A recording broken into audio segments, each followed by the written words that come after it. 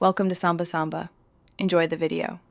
In this video, I will explain how to use a brick video game. First, ensure your device is ready and the game is launched. Navigate to the main menu and select New Game to begin your adventure. Take a moment to customize your experience by adjusting the sound and difficulty levels to your preference.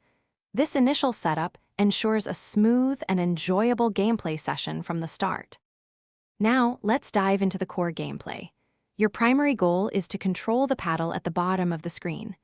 Use your controller's directional input to move it left or right, positioning it to bounce the ball. Press the action button to launch the ball, then strategically hit it to destroy all the bricks above. Clearing the screen of bricks will automatically progress you to the next exciting level.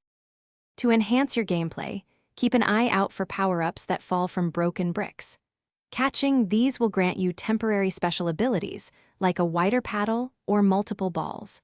Strategically target bricks that are likely to drop these valuable items. Also, try to hit the ball at angles that allow it to bounce and clear many bricks efficiently, maximizing your score and progress. Understanding how the game concludes is important. If the ball goes past your paddle and off the bottom of the screen, you lose a life. Once all lives are gone, it's game over. Your final score will then be presented. From there, you can choose to retry the current level or return to the main menu to start a brand new game, ready for another challenge. Thanks for watching. Consider subscribing if we helped you.